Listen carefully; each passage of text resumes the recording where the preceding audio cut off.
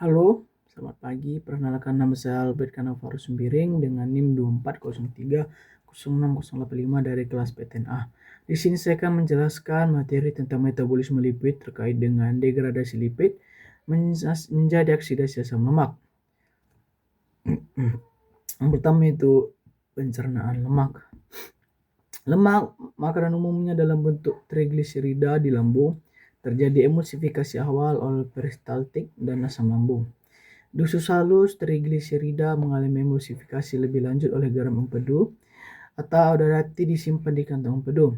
Enzim lipase pankreas kemudian memecah trigliserida menjadi asam lemak bebas, kemudian monogliserida, khususnya 2-monoasetil gliserol.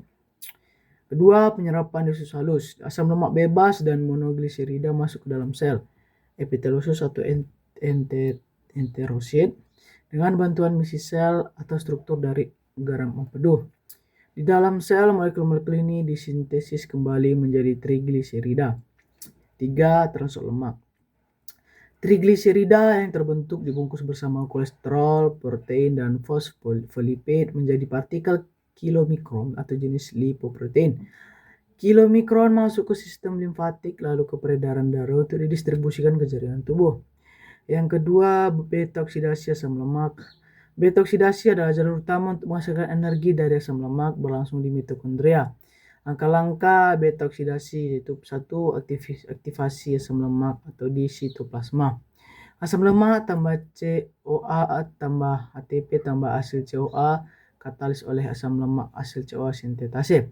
Kedua, ada transport ke dalam mitokondria. Karena membran mitokondria dalam tidak dapat dilewati asil CoA, maka digunakan sistem karnitin, yaitu asil CoA ditransfer ke karnitin menghasilkan asil karnitin diangkut masuk ke mitokondria oleh transporter karnitin asil karnitin. Di dalam mitokondria, asil karnitin dikembalikan menjadi asil CoA. Selanjutnya ada biosintesis lipid berupa 1. Sintesis asam lemak atau lipogenesis. Sebagian besar sintesis asam lemak terjadi di sitoplasma, sel hepar dan jaringan diposa. Reaksi dimulai dengan membawa asetil CoA keluar dari mitokondria melalui toraks citrat atau citrate cycle. Proses ini menghasilkan 2 molekul ATP. Pembentukan asetil CoA sitosol dirangsang oleh rasio insulin atau glukagon yang meningkat setelah konsumsi karbohidrat. Asetil CoA di sitosol diubah menjadi malonyl CoA oleh enzim asetil CoA karbosilase.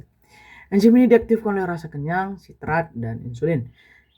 Insulin juga mengaktifkan enzim berikutnya yaitu kompleks asam lemak sintase. Produk akhir jalur ini adalah palmitat atau C16 yang dapat diperpanjang dan didesaturasi menjadi berbagai asam lemak lain. 2. Sintesis triasilgliserol. Triasilgliserol dibentuk di hepar dan jaringan adiposa melalui reaksi antar asam fosfatidat di usus dari 2-monoasilgliserol. Jaringan di adiposa tidak memiliki enzim gliserol kinase sehingga tidak dapat menggunakan gliserol hasil kerja enzim lipo di protein lipase atau LPL. Insulin merangsang pembentukan LPL serta metabolisme glukosa menjadi asam lemak di jaringan adiposa.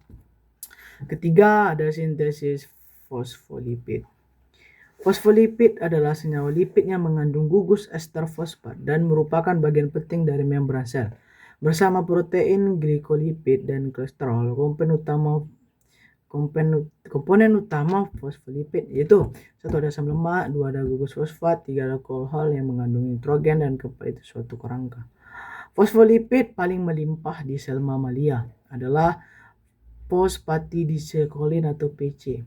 Fosfolipid lain termasuk itu ada fosfatidiletanolomain atau PE, itu ada, terus yang kedua itu fosfatidilprotylserine atau PS, terus ada sphingomyelin atau SM, terus ada cardiopolin atau CL, terus ada fosfatidilinositol ya atau PL, dan turunannya yang terfosforilasi. Keempat, sintesis kolesterol. Kolesterol berfungsi sebagai stabilizer membran sel, terus prekursor garam empedu, terus prekursor hormon steroid. Disintesis hampir di semua sel, terutama di hati atau hepar dan usus.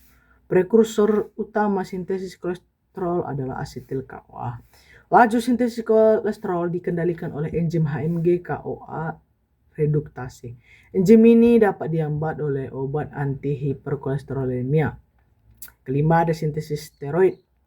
Steroid adalah senyawa turunan kolesterol. Beberapa jenis hormon steroid yang penting yaitu glukokortikoid atau misalnya kortisol. Terus ada kortikoid atau aldosteron. Terus ada hormon seks misalnya testosteron atau estrogen, terus progesteron. Sintesis hormon steroid terjadi terutama di kelenjar adrenal, terus ada gonad. Nah, terus kemudian proses dimulai dari kolesterol, terus ke pregnenolon, terus kemudian ke berbagai jenis steroid, tergantung pada enzim spesifik yang terjadi di jaringan tersebut. Itu saja video singkat saya, terima kasih.